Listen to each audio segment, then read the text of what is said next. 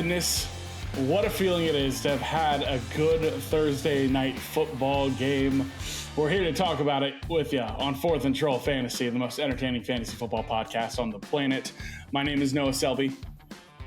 I'm Wes Selby. And I'm just feeling this overflowing abundance of just euphoria and serotonin. Yeah.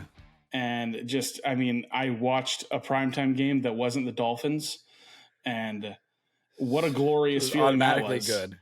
Yeah, it was already just an incredible game. Incredible. Gosh, what an awesome Free game. football. Already game of the year, free football. Oh, someone threw for 500 yards. I mean, we're so back. We're so back. It's going to be a good time. We're going to recap all of it here for you on 4th and Troll, as well as previewing week 5 of the fantasy football season with studs and duds. It's going to be a blast. We're going to have a good time. As always, make sure you're following us on all our socials. Everything is linked down below. If you want a chance to win a signed James Cook jersey, we're giving that away through our Patreon this year. Any patron tier member, you're going to be entered into a raffle to win a signed James Cook jersey. We're going to ship it out to you at the end of the season. It's going to be a blast. So make sure you get over there for that if you are interested. We have merch. I'm not wearing any right now. I don't think Wes is wearing any right now, unless you got the 4th and Troll thong on. Mine's in the wash, so I wore it to wrestling practice. But that's true. So it's a little moist. Besides that, I think that's it. Yeah, like, subscribe, and ring the bell. And we have some things to talk about, Wes, before we jump into talking about Thursday Night Football. We do. There's this wide receiver who plays for the Las Vegas Raiders as of this recording. He's requested a trade. I'm sure you've heard Devontae Adams wants out from the Raiders organization. However, reportedly his hamstring injury that people wonder if it's real or not, apparently it actually is real. And regardless of whether he is on a different team or not, he's going to miss week 5. And he could even miss week 6, regardless of what team it is. So when he's traded, he's not like, oh, I feel great now. Like, that's an actual injury. Just keep that in mind. Likeliest teams that we know of, Jets, Saints, play with one of his former quarterbacks at some point. That's where he wants to go. We'll see what happens. Speaking of quarterbacks, the Miami Dolphins officially said that Tyler Huntley will start again because, quote, they hate winning and they hate you and your stupid fantasy football game. And I've been going around work asking if anybody knows how to throw a spiral and if they can head down to South Florida for at least until week 7, because that sucks. And we're going to talk about some Dolphins players in our studs and duds segment. Anyway, Brandon Cooks is out with a knee infection, and he could be out even longer. No timeline now, but he may miss multiple weeks with this. Malik Neighbors, he's considered a long shot to play due to the concussion he sustained last Thursday game. He's making progress, but he actually may not play because he hasn't cleared protocol yet. Will Levis from Monday night's game, he suffered an AC sprain in his throwing shoulder. He probably would have been ruled out for week 5, but the Titans have a bye week, so he will probably be okay for week 6, but just the severity of that for those that really like the offense that are Mason Rudolph. Last 2 things, Nick Chubb, TJ Hawkinson, they're back at practice. And this is going to be a great time for the Browns fans and the Vikings fans. We're undefeated. That's it for the news segment. Now, let's talk about the game of the year. Buccaneers at Falcons. Game of the year is maybe a game of the last 40 years. You heard me. Beast Quake. Watch out. We had Kadero Hodge, overtime walk-off winner. That primetime one, Jared Goff in the ketchup and mustard jerseys. He's got it was incredible. Yeah, that game was insane. Oh my gosh. This is okay. But sorry, this is just amazing. Random here. I just want to just real quick. I was thinking about this the other day. Have you seen that clip going around that people are like reacting to it and being like, "Wow, all the members of the show The Office suck at fantasy football"? Because like in their script at one point, just in like a background conversation. At one point, Jim Halpert is talking to Daryl from the warehouse, and he's like, "I can't believe you dropped Sean."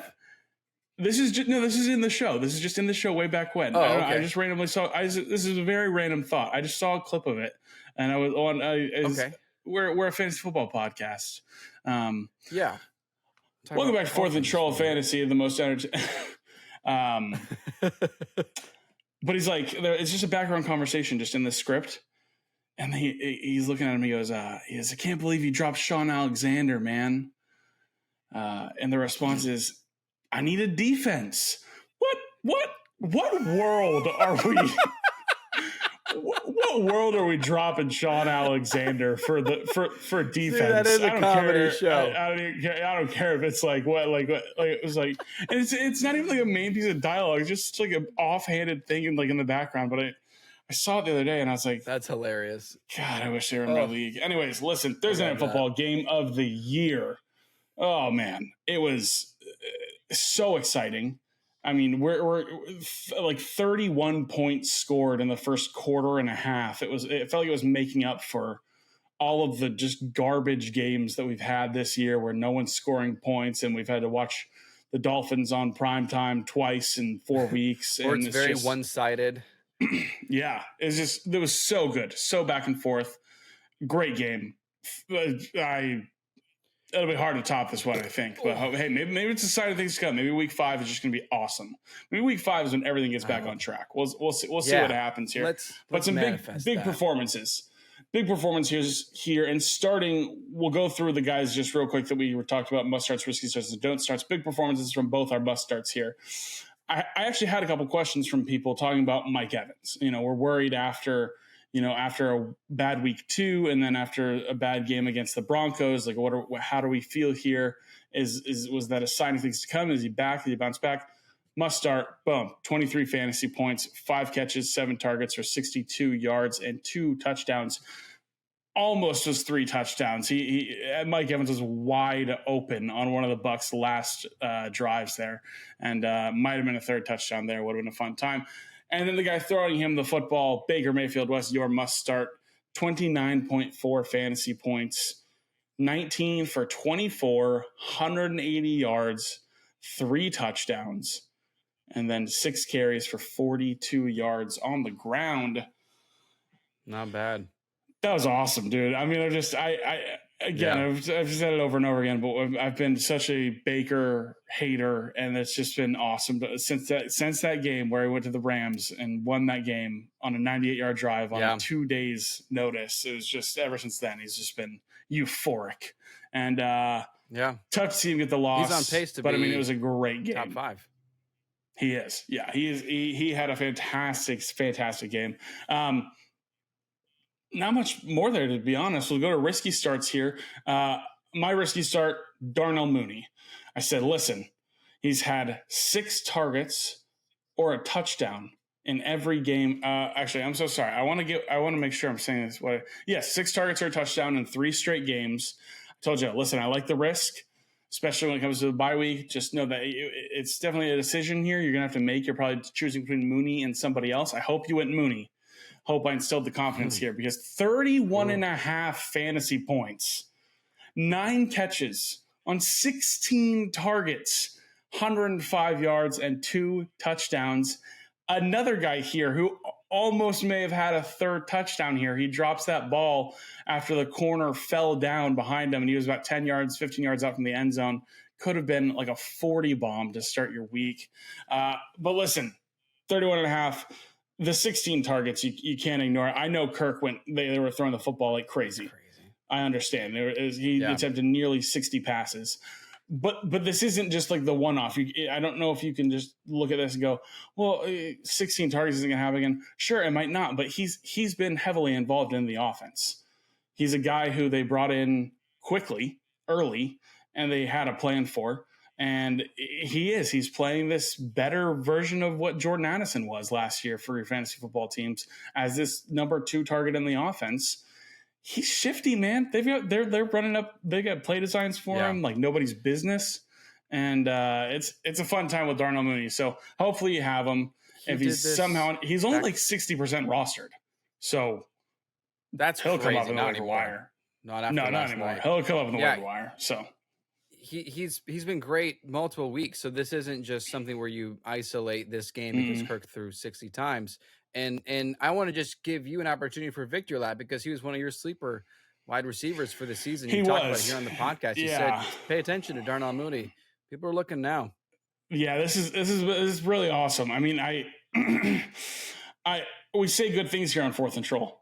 We do. I promise. We do. It's so much so to the point where, Wes, I trust you with a lot of things as well. And you've pointed out that receivers who aren't targeted more than 5 times in week 1 have a very low percentage chance at finishing, top 30 or whatever it is. And this Falcons offense in their first live game action in week 1 was looking rough. And I drafted Mooney in many leagues. And after week 1, I was like, you know what? I was wrong. It's not going to be a thing. And I dropped him in a lot of leagues. And I'm bummed because I cannot get him back. Luckily, in our league we're in together, in the Creators League, West, we do have him there. And he was in that lineup tonight. So it was good. Or last night, sorry. And so that's good thing there. So good things for Darnell Mooney. Continue to roll him out there. Rachaad White was your risky start, Wes, and my don't start. And listen, I think we can victory lap this one.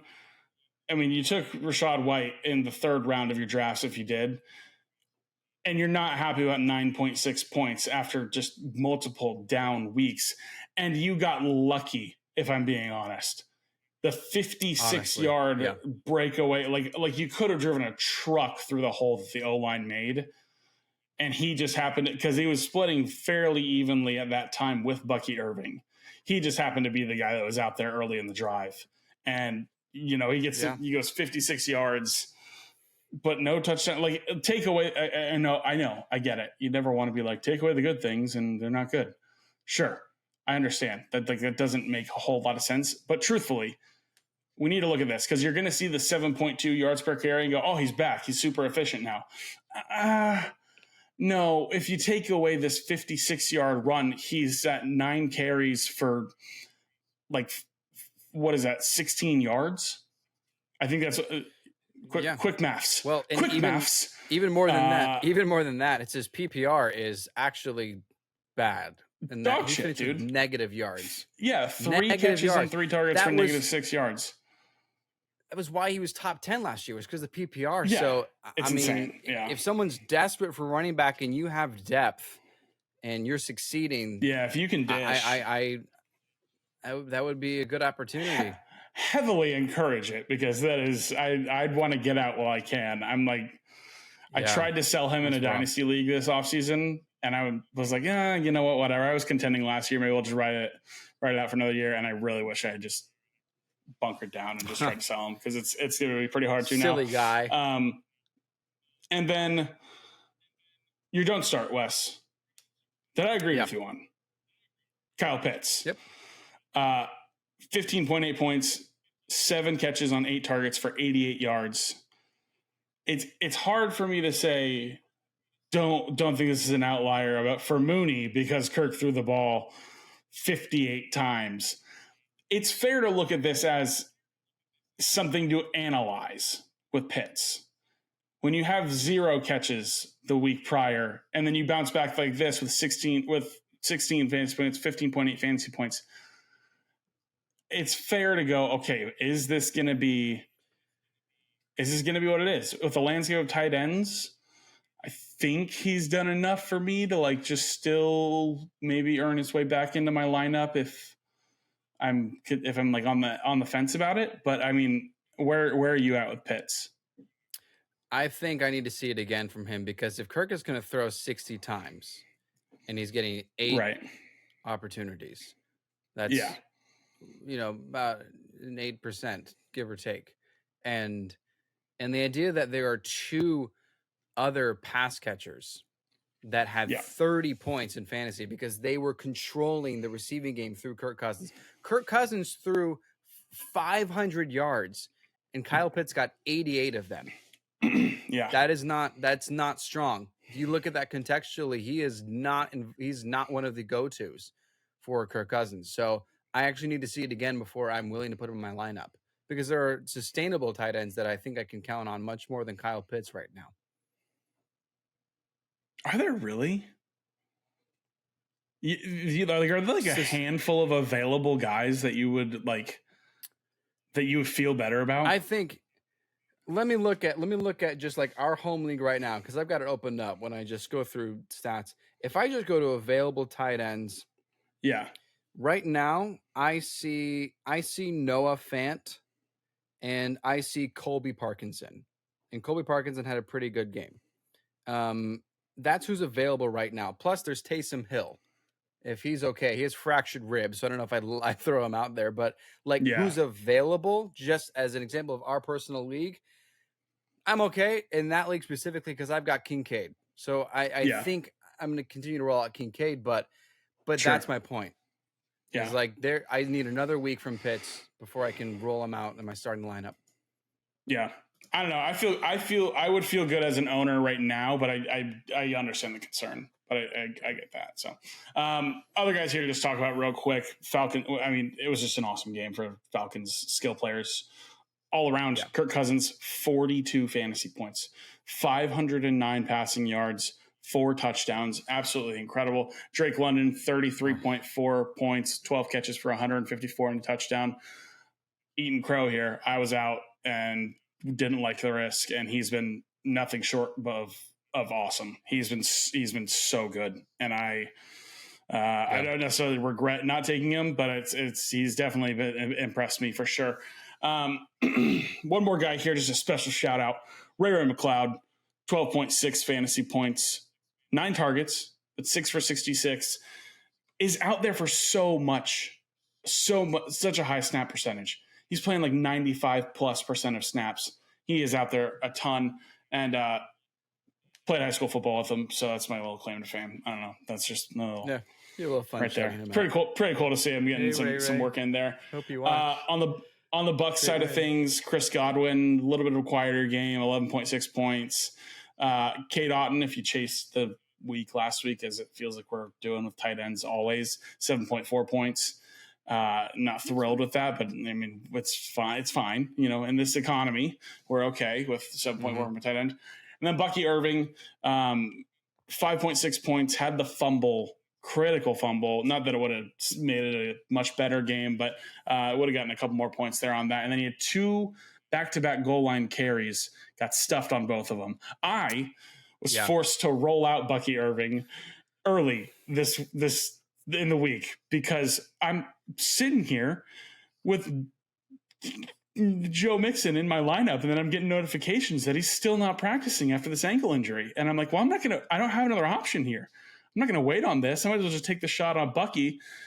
Almost made out fine, but we'll see. My opponent had Mike Evans, so I'm not feeling great. Anyway, good luck. One other key piece to talk about here real quick. Bijan Robinson. We mentioned it last episode. Where's the panic level at for you, Wes? You specifically we both love Bijan, both had him top 3. Yep. Where is our panic level at? Because he is not living up to the top 8 pick that he was this season. Not at all. Not at all. No. There is serious concern that I'm convinced he will not finish top 10. That much I know. That much is set. He's only been top 15 on a week once, and that was 15th in full PPR. Everything else has been bad. And another bad performance in fantasy. I don't know what it is. I don't know if we are just overhyped on him. I don't know if it's just been he went from having a bad coach with Arthur Smith to now a pass first team. I don't know what the situation is, but you look at the situational football for the Atlanta Falcons, and Tyler Algier is out there on the final drive, getting carries, getting handoffs to set them up for the game-winning field goal, and Bijan is on the sideline. I don't understand why he's not involved. I don't know why he's not featured heavily. The Falcons don't have a reason to keep using him with the way that Drake London and Darnell Mooney and his emergence have been playing. So I have serious panic. the panic to the point where if I was to trade him, I don't know what I'd get in return that would be of worth value. Yeah. There would not be one-to-one value with Bijan Robinson. Now, am I okay? Because I said I'd rather take Bijan than Christian McCaffrey, and I did in a league. I had the first pick overall and took Bijan. Am I happy I took him over McCaffrey? For obvious reasons, yes. But am I happy that I took Bijan Robinson? No. And unfortunately, I think there are too many injuries to truly do anything about Bijan. But that is my panic, is that he may not even be top 15. At this point, I don't know if he'll finish top 15. Yeah, it's not great. It's the snap share. It feels more skewed than it is, because I think when Algier is out there, it is for a purpose, and it's not just like he's out there on a play where he's not getting an opportunity. But the snap share still was like Bijan. It was nearly like a 70-30 split. I think it was like 66 and 35%. Like he's still out there, but it's very strange. And you can chalk it up for this game. I mean, Kirk Cousins has thrown the football 58 times and they go to overtime, but it's like that you should still, when Raheem Morris got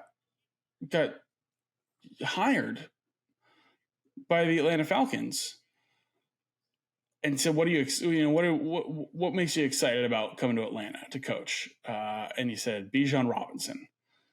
This isn't what we were expecting. This isn't what we were hoping for. This isn't what we were hoping for from the Zach Robinson offense, who comes from that kind of McVay system as well. It's tough. It's tough for sure. Now I know he maybe got a little banged up in the game in week 4, and he was limited in practice with a little hamstring tweak. And maybe you can chalk it up to that, but it's tough to be thrilled about the usage we're seeing. The skill is still there. He had a couple plays amongst his, 15 opportunities that I was impressed with. Yeah, he had one definitely where it was like, wow, that that's the guy we drafted. That we were excited about coming out of Texas. Yeah. The contact balance, the ability to stay up, the breakaway speed once you get that little sliver there. It's all there. It's just been disappointing. I mean, I'm willing to say he's a buy low.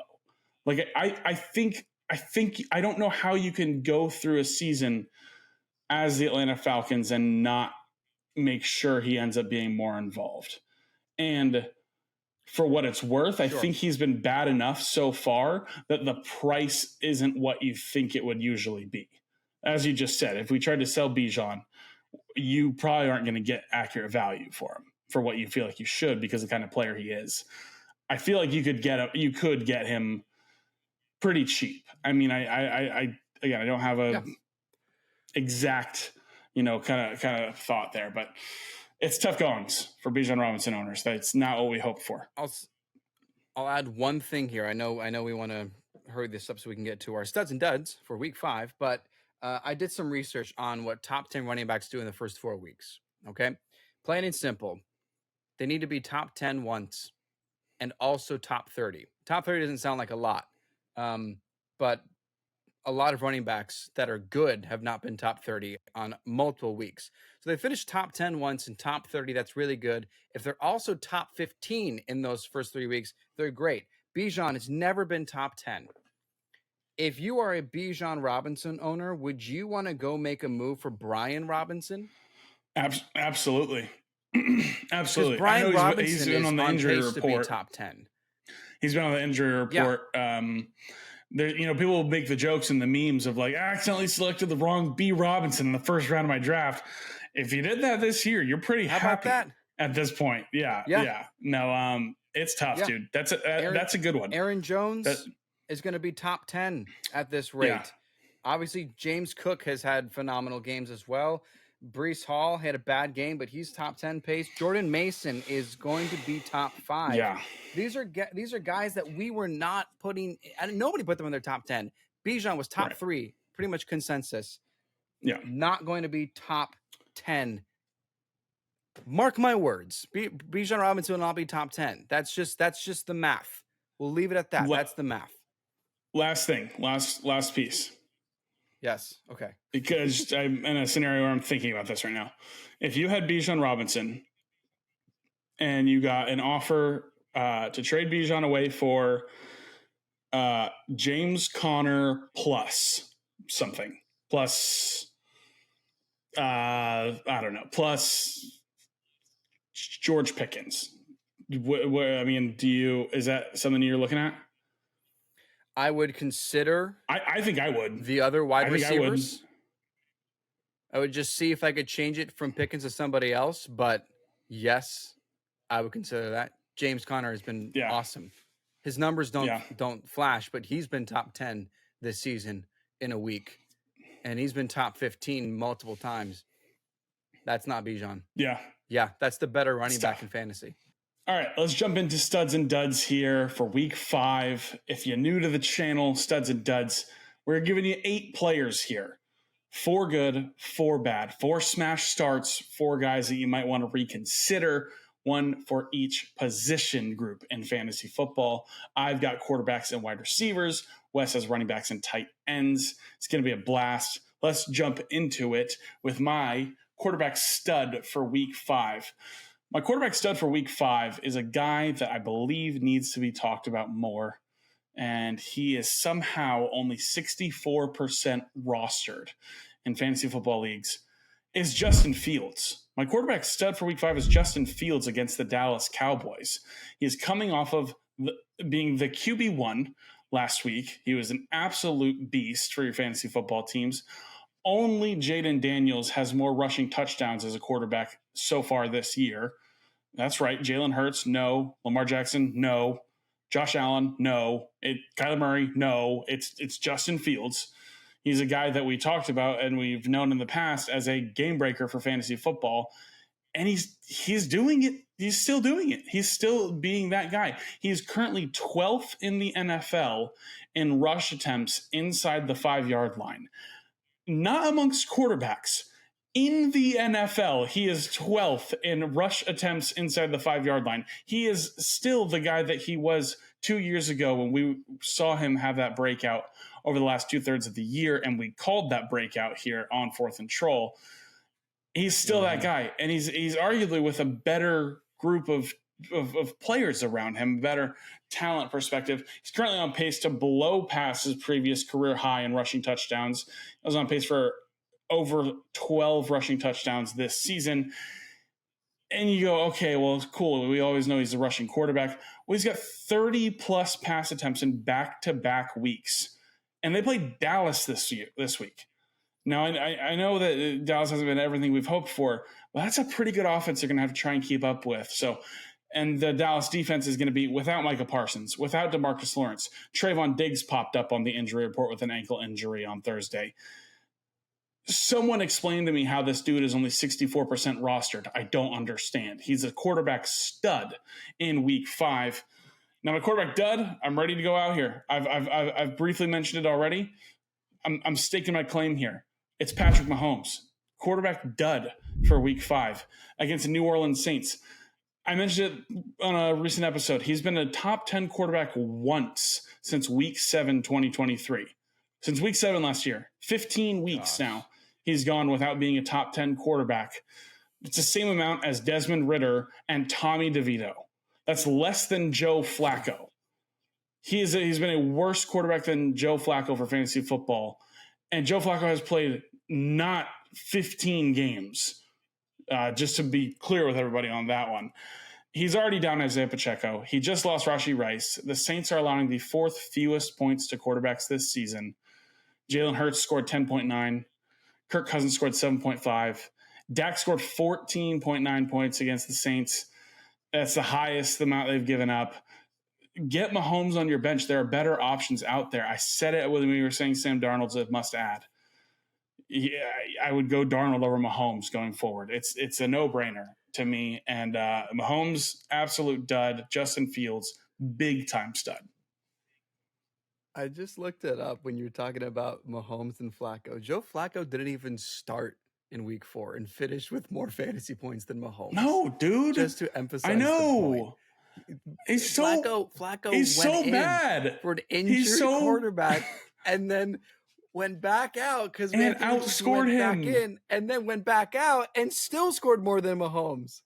Dude, that's hilarious. All the right, name value has carried so far. It's so bad.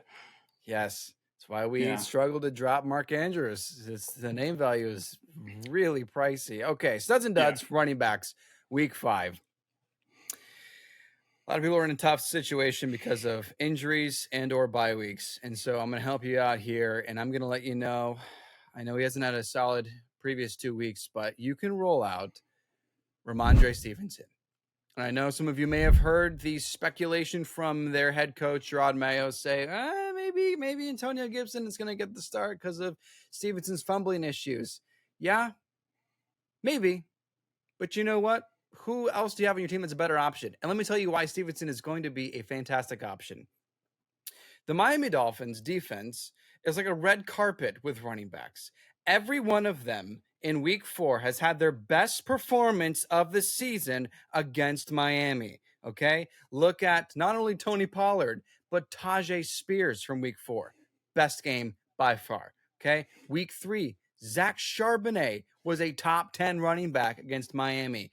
Week 2, James Cook lit it up. 3 tuds, easy game for him. And then ETN was not his very best game, but he was half an inch from scoring a second touchdown before he got peanut punched out for a touchback. And then that was the last time he was pretty much on the field. They destroy. Running backs do fantastic against Miami. Stevenson, bounce back game. Book it. He's a stud for week 5. And on the flip side, as I mentioned earlier in the show, my dud is going to be Devon Achane. There is no reason to trust anyone on the Dolphins until Tua is back in week 8 or until they get a competent quarterback, whatever Tua decides. That offense is dysfunctional. Anyone have any questions whether or not Tua is good? You have questions whether or not Tua is a system quarterback and McDaniel's the genius? Look at that shit show in Miami. Oh, my Lanta. They're awful. They're awful. Yeah. And not to mention, the offensive line is bad. They were bad going into the season, but Tua is so quick with the release that they can still do great things on offense. Yeah. Tua for MVP, honestly. I mean, I'm going to put his name in the ballot for NFL MVP. Look how the team is without him. Look Misses how they are with him. Wins. People are so clearly is MVP.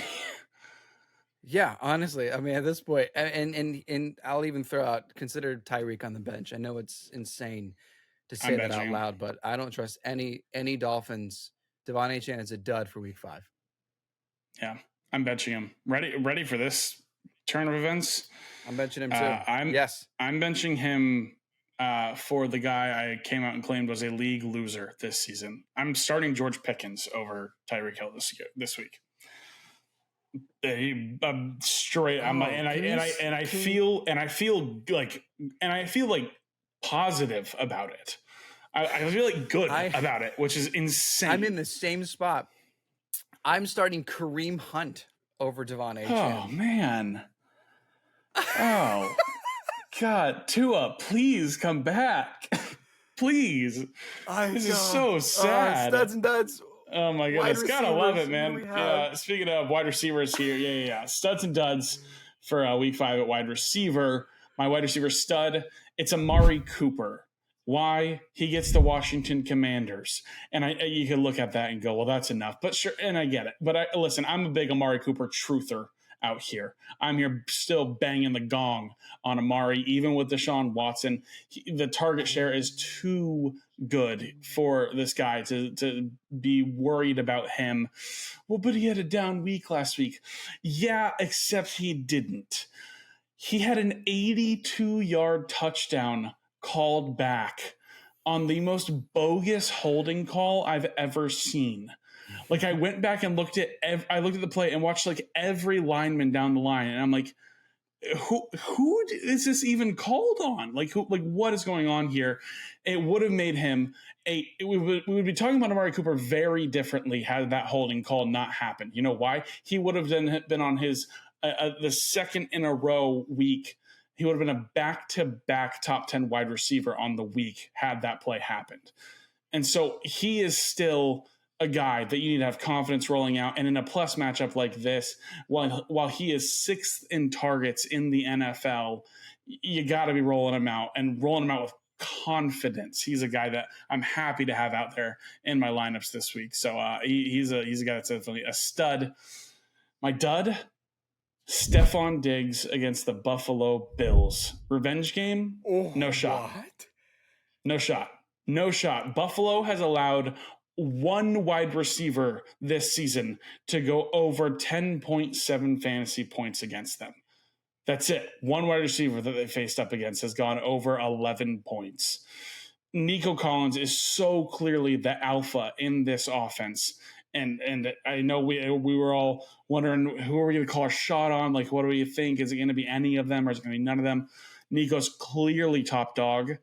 And they get Tank Dell back. And the last time we saw Tank Dell, he was getting his game going a little bit. And to be honest, there's nothing that Sean McDermott wants more than to win this revenge game battle and just shut down Stephon Diggs in this game. And I believe they have a game plan to do it. Stephon Diggs, I'm calling a shot. Flag in the sand right here. Dud for week 5. If you're right about Stephon Diggs being a dud, I'll kiss you. I'll just give you a big old brotherly kiss, dude. That would be insane. please. Someone Tanya Harding Stephon Diggs. No. Live footage of me when someone Diggs scores a touchdown. Oh man. No, please. Okay, that's what a shot. What a shot you're calling. Yeah. So, tight ends, Noah. You had studs and duds for tight ends last week. You were flawless. I mean, you were flawless on all your studs and duds last week. And now I have to take my shot at predicting the tight end landscape here. It's pretty easy to guess the dud, all of them. But I've actually got a stud, and I feel quite confident about it. For a second week in a row, I'm going to talk about a New York Jet. And it is in the stud category this time. Tyler Conklin is a tight end stud for week 5. And the stud standard is like 7 points, baby. Yeah. Let's go. That is 3 for 40. Top dog. Yeah. Here in this season. However, more specifically, 8 targets in week 3, 6 targets in week 4. Come on, baby. And we talked about it last episode about Garrett Wilson not being the guy. He's outside of the top 35 in fantasy for full PPR even. Garrett Wilson is not even the most targeted wide receiver on his team. Well, actually, no. Allen Lazard has more receptions, has more yards, more touchdowns. Lazard is the better wide receiver, and Conklin is getting a lot of targets right now. So if you're looking for a tight end, you still didn't know what to do. Or maybe you picked him up, you weren't sure. Conklin's the guy. He's a really safe option right now as long as Devontae Adams isn't there. We'll see what happens. Maybe we find out by the time this episode is released where Adams is at. But right now, Conklin is a safe option. And for my tight end dud, what a take this is going to be. You ready for this? My dud is AJ Barner. Who? All right. Apparently, he's one of the top trending tight end free agent ads from the waiver wire into week 5. You know why? Because he scored a touchdown. He scored a touchdown on Monday night against the Lions. He plays for the Seahawks, by the way, for those that have no idea who he is. He's being added because everyone is scrambling. You know why? They saw some tight end score a touchdown. They're like, double-digit points. I need him, please. But he's the backup. So for anyone that has AJ Barner, don't have him on your team at all. What a waste of a waiver wire. Hope you didn't actually spend fab. Hope you didn't actually use your waiver priority for him. He's the backup to Noah Fant. Move on. AJ Barner, clear dud for week 5.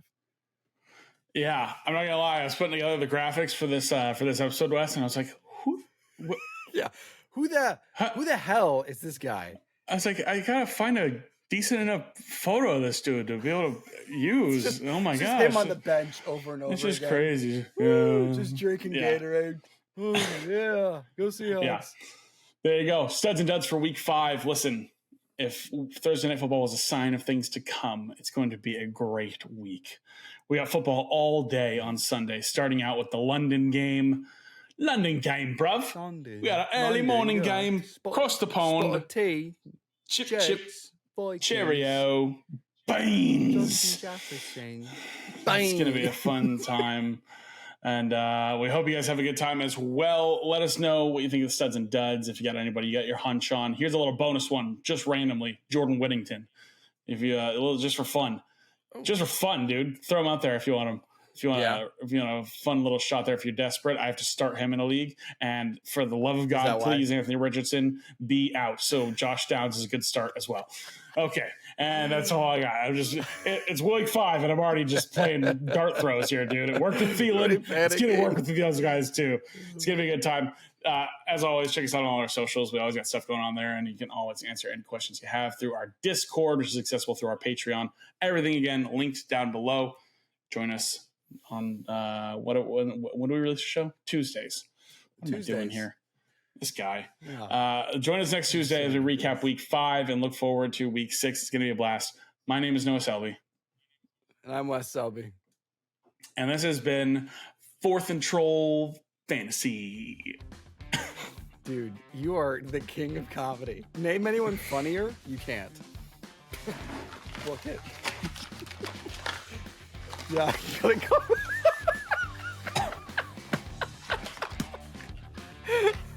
Bye. 4th and Troll Fantasy is a production of FQ Media and Selby Artistic Workshop.